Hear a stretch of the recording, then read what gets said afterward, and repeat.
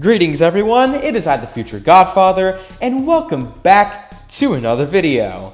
And today, it's finally time for my 2024 year-end list. Yeah, I'm definitely just in time for the party with this one, huh? Sarcasm aside, despite it not being a great year in general, 2024 was a really amazing year for music with so many great releases both from veterans in the business as well as up-and-coming ones. I think this year was on par with 2023 in terms of quality, to be honest. However, with this particular video and any videos like this moving forward, it's about time I changed up the formula a bit. You see, when I did year-end list videos for 2021, 2022, and 2023, they weren't scripted like this one is. They were all showcase vids that went over what I thought were my top 50 or top 100 albums of the year. What's also going to be different about this video is that rather than doing a top whatever for 2024, I'm instead going to be talking about what I consider to be my favorite album from each month in 2024.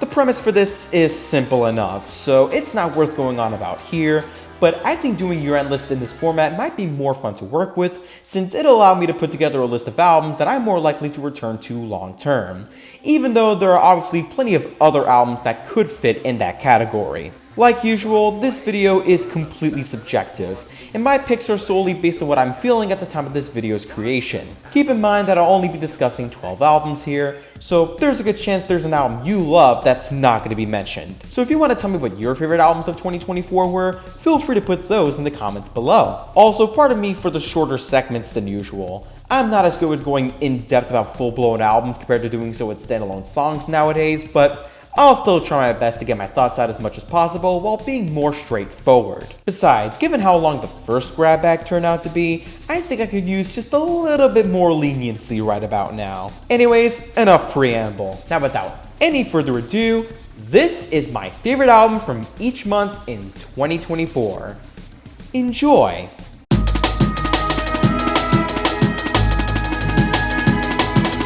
Alright, immediately starting out with a bit of an obvious one, and this obvious one in question comes from Seattle-based indie rock band Glass Beach. And wow, what a step up from their debut. I enjoyed the first Glass Beach album's mixture of indie rock, neo-psychedelia, and new wave, as the way they went about doing so came off as really creative and inventive. A wonderful first impression of what they had to offer for sure. With that said, Plastic Death is where they take said creativeness to the next level, pulling cues from progressive rock, jazz fusion, and progressive metal to generate an entourage of relatively vast instrumentals that just hit for all the right reasons. I also love how much more concise this project feels compared to their debut, as all the tracks work off each other so well with no single filler moment in sight. All the intimate sounding cuts like Coelacanth and Slip Under the Door, all the epic and imposing moments like the CIA and Comatose, it just comes together in such a beautiful fashion that I can say the 5-year gap in between this band's two albums was worth it. Coupling that with the messaging and imagery and its lyrical content makes this all the more resonant too, like on Motions, where they go into how capitalism can be dehumanizing, on the closer Abyss Angel, where they subtly go into themes of family issues, or on the aforementioned Slip Under the Door, where they discuss how power exerts itself throughout the body and mind, and I think they handle these subjects with very good care and respect. I don't know what I can add that other people have already said, other than this is a fantastic album that I not only think rises above their first album, but is also one of the best albums to kick off 2024. If you haven't listened to these guys before, I wouldn't mind pointing to this as a potentially great starting point in navigating through their music.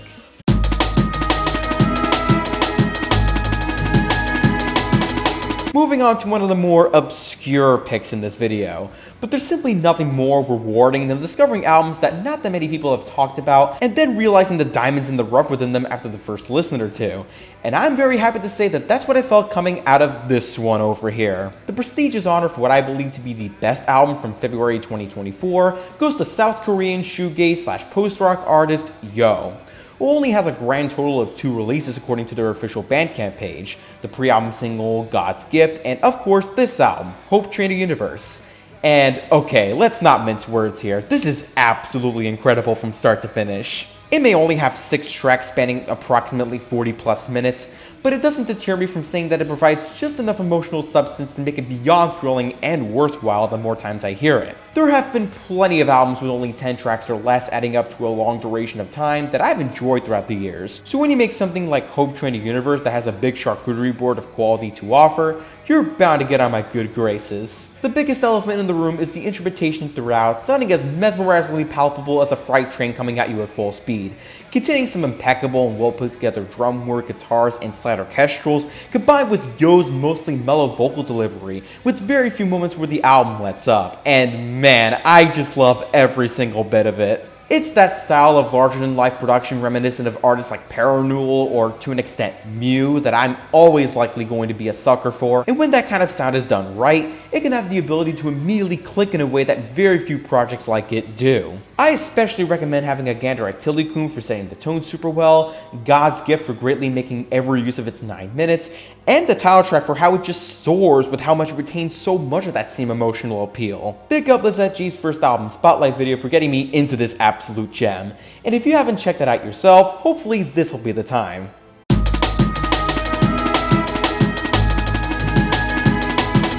Man, talk about leveling up a bit. Going from one hell of a resonant album with a small number of tracks to an even bigger one with just as much passion being put into it, if not more. This next album comes from Cindy Lee, the songwriting project of former women lead singer and guitarist Patrick Flegel. And wow, very few projects this decade can come close to the sheer amount of power music can convey to the listener. And I can 100% say that Diamond Jubilee is one of the best to ever do it in the 2020s.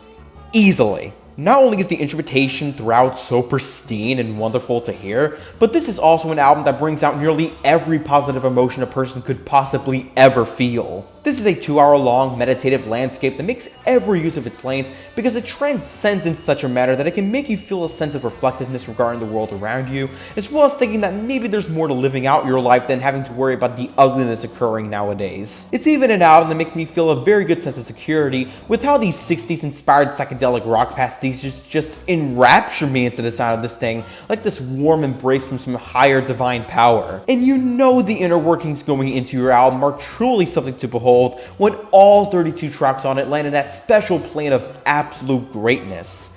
That's actually kind of a miracle in and of itself. When you make a record that's so huge in quantity, you always want to make sure that most of the tracks on here are worthy of returning to, and that the experience of listening to said album doesn't become tiresome.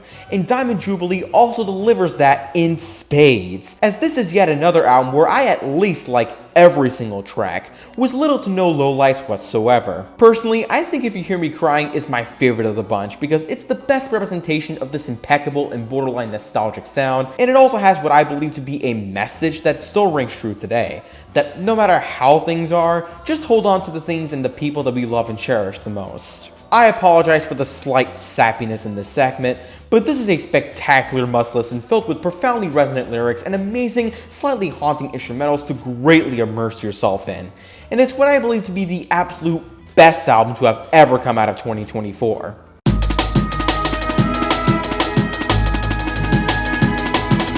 Ah yes, finally we're moving on to the electronic stuff in this video. And to start that off, we have another overlooked album in the form of Big Bang Puzzle by Knit.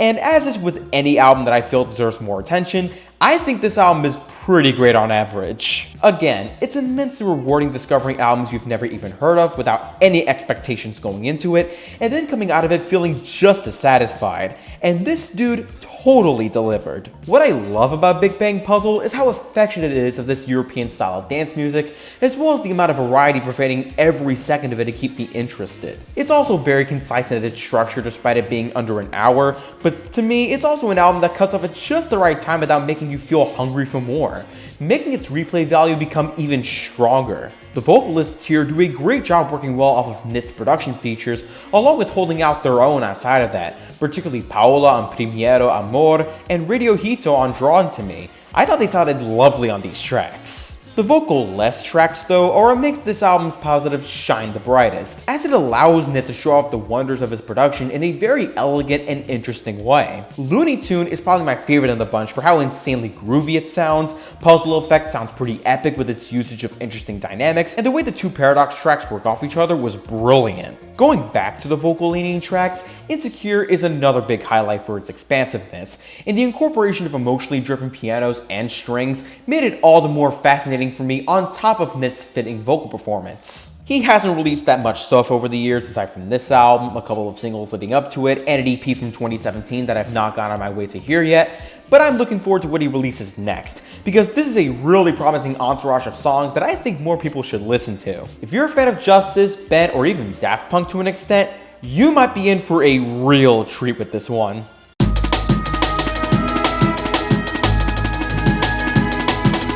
Not gonna lie, for May 2024, the competition was kinda stiff.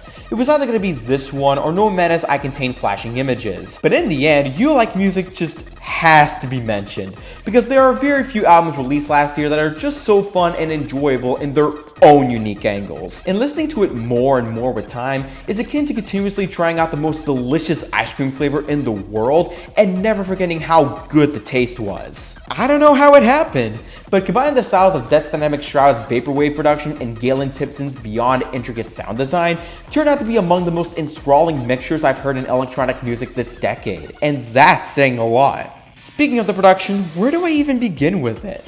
All the tracks on here sound busy as heck, yet they manage to not feel like they're bludgeoning you over the head with their characteristics. And these two artists' chemistry with each other not only works like a charm, but also shows the immense love they have for making music in this genre. It's especially evident in the track like Generate Utopia with its banging Jersey Club-esque drum patterns, along with a very memorable hook. There's also a lot in the way of variety on display, not unlike the previous 4 albums I brought up, but I think it's more balanced in the way it structures itself. In one moment, you're getting a track like Herobrine Shell 2049 with the way it just goes balls to the wall insane, and in another, you get something like Full Body 2 Flip that makes the whole thing go out in its haze of never-ending vastness. Like, this is actually amazing. I don't know what other summary I can come up with this album other than sensory overload at its very finest. The production is so ridiculously fun and well made, both the artist styles go together like peas in a pod, and the flow it has is on another level. And taking all of these things into consideration makes this one of the most addicting albums to have come out in 2024. You like music? Well, no. I love it. Love it, love it, love it.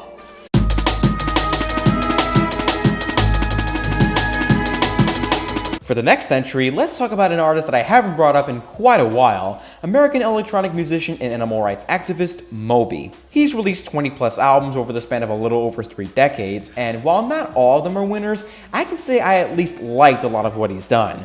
With that said, his latest album, Always Centered at Night, is so well done all throughout. I'd say it's right up there with Play in 18 as among the best projects he's put out. Yep, I totally went there. I mean, I believe it's the best Moby's production has sounded in a while, as I feel it serves as a little bit of a nice callback to those electronic rock and downtempo styles on those albums, and it does so without feeling like a total rehash. Listening to it, it honestly feels like a whole new intimate take on those styles that is not only pristine, but also proof of this album being another one I feel never lets up, save for maybe like 2 tracks anyway. Furthermore, all the singers that he collaborates with for pretty much every track here gel with the production very sublimely, such as Ainsley Jones on Medusa, Gaida on Transit, and Lady Blackbird on Dark Days, which also make for some of Richard Melville Hall's best songs thus far, and that's saying a lot given the longevity of his career. Like any good vocalist, they carry the songs just as much as everything else going into them, and don't even get me started on that closing track, holy hell. Ache 4 is probably the most emotionally gut-punching piano and string ballad he's made since My Weakness. The illustrious compositional and instrumental backings on that one are already amazing enough, but Jose James' soothing and hypnotic vocals solidify it as the best moment on there from my perspective, and probably my top 5 tracks of 2024 in hindsight. I don't think I have a lot in the way of things to say about Always Centered at Night compared to the previous 5 albums I've talked about, but this is also great stuff from front to back as well.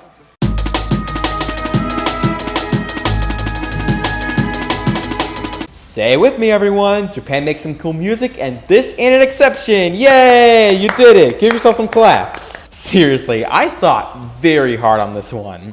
If you asked me last year, I would have probably said that Porter Robinson's Smile was the best album of July 2024, but looking back, I think I know what really deserved this honor all along. Oh, Hakushi Hasegawa, where do I even begin with them? Describing their quirky sound is kind of difficult.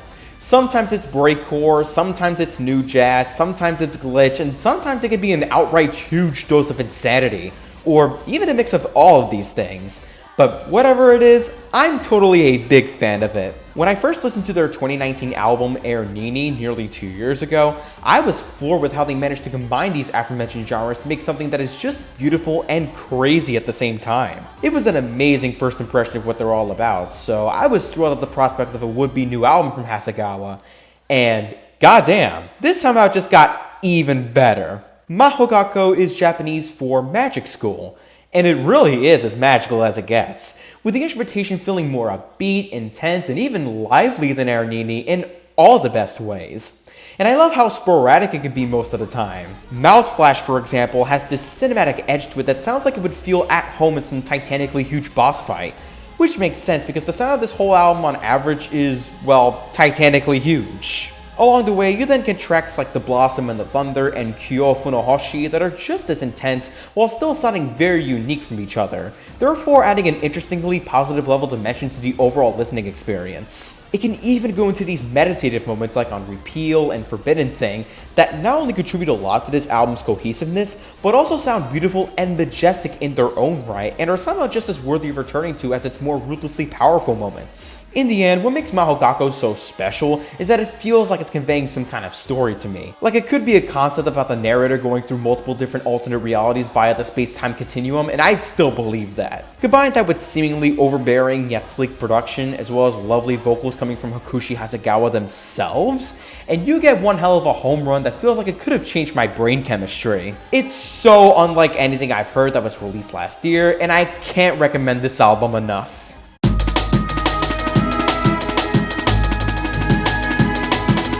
Alright, in comes another obvious one.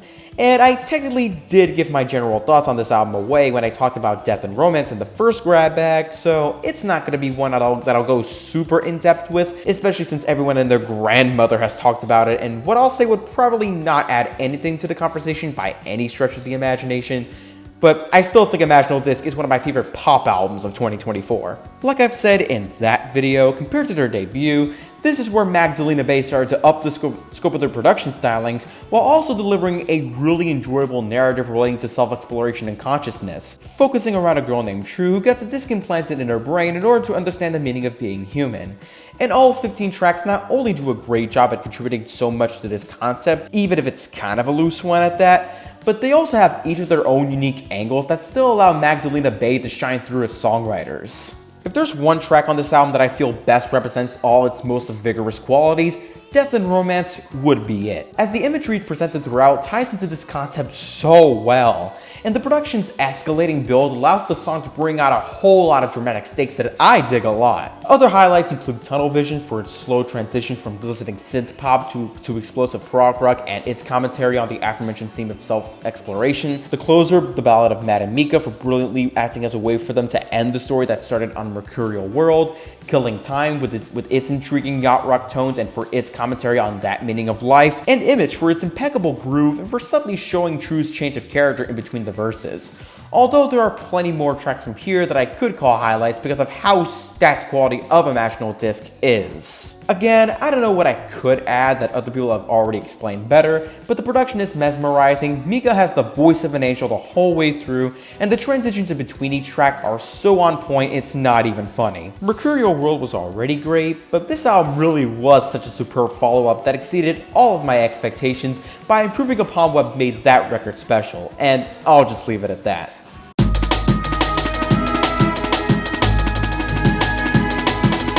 Oh, hell yeah! Anyone who has a general idea of what my music taste is like should not be surprised at all with this inclusion. Sam Shepard's third album under the Floating Point's name, Cascade, which may very well be the best album he's ever put out. And that's saying a lot, because when you look at it, this kind of is as vanilla as Tech House gets. But the way he goes about making all of these tracks is fantastic. There's something so special that all 9 tracks on here exude, despite being minimal at heart, that it's astounding. The thing about this album that I enjoy the most is how hypnotic it feels to me.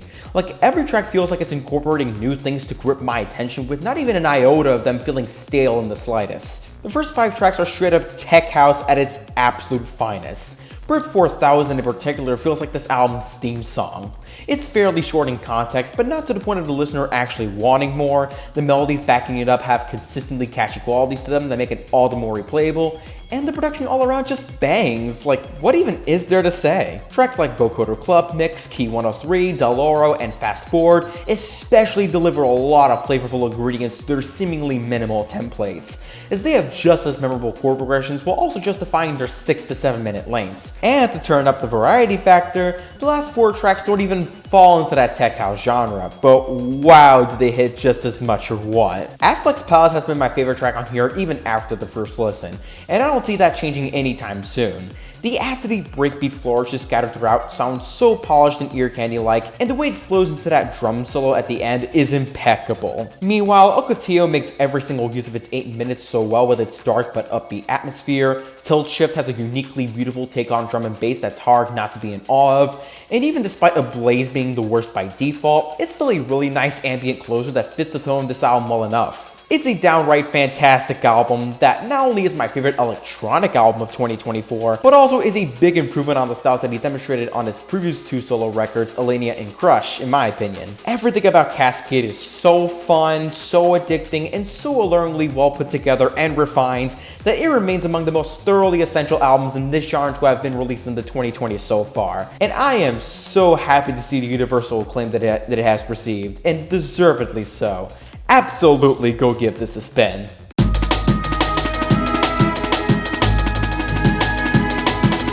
Ah yes, remember this Welsh electronic artist behind one of the 10 songs I raw picked for the first grab bag? Well, I'm happy to report that she now has made it onto this year-end list as well, in the form of her 4th and most recent album, Dream State. As I've already explained in that video, this album is pretty much different from the other 3 that she's released before, opting for a strict tech house, deep house, and or UK garage sound to focus on writing strong hooks, and I would also like to reiterate that this brand new maneuver totally paid off for her.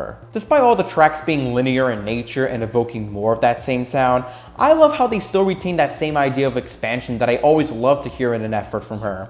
And those beautifully melodic hooks still do help make the production soar, especially on the penultimate track, Time 2, going for a more UK garage sort of approach and nailing it on the head to immaculate results. I adore the title track though. According to this album's Bandcamp page, it's the sound of a person letting loose and letting go while encouraging everyone else to do the same. And I feel that track is the strongest representation of that idea, as evident in its lyrics about feeling and living the dream state as it were.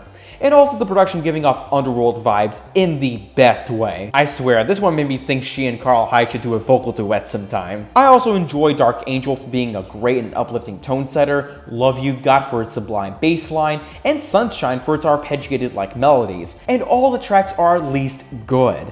Even the weakest track, Trust and Desire, ending in the same way Ablaze did for Cascade. Due to its simplicity, I don't know if there's any other description I can muster up for this album other than it's really great stuff that I would still put on par with LP8 as her best. The production and mixing is pristine, Kelly's incredible vocals pretty much speak for themselves, all the tracks work off each other flawlessly, the listening experience is easygoing, and it also ends at just the right time to not feel like wanting to get soaked into it longer. And like I've also said in the grab bag as well, she also does a great job at keeping her sound fresh by attempting to go in this new sonic route. I always admire artists who try to branch out into other genres, and I feel Dream State is an excellent step in the right direction for her in this regard. And for that, I think this is worth seeking out for anyone yearning for this meditative style of electronic music.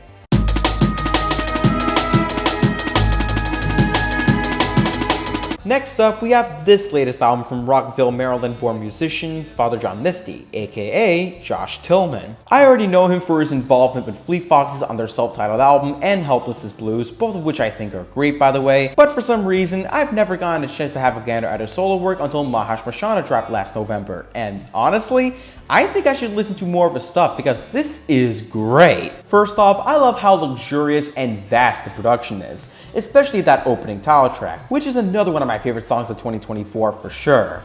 I think it's easy to marvel at its Pink Floyd Wish You Were Here-ish sound with how emotionally ascending it is with its equally as massive string sections. Speaking of the strings, I think songs like Being You and Summer's Gone also make extremely good use of them as well, especially on the former with how slightly jazzy it feels. Second off, I'm also a big fan of its more funky moments, like on She Cleans Up and I Guess Time Just Makes Fools of Us All, with the former being a really cool art rock number that also has some nice Christian undertones behind it, and the latter not only having some awesome disco tinges that never waste its 8 minutes, but also having a direct reference to a quote from Eric Temple Bell's 1937 History of Mathematics called Met of Mathematics. Time makes fools of us all. Our only comfort is that greater shall come after us. If the title track didn't exist, I think my favorite would be Screamland. The shoegaze-esque sound design behind that one is so extremely well done and uplifting, and I believe that's made even more resonant with its Stay Young message that I think is still even more important in this cursed year than in 2024. There's little else I can say about this album. The instrumentation is spectacular, Josh Tillman's down-to-earth delivery throughout allows me to connect to the messaging in a satisfying way. It's just incredible stuff.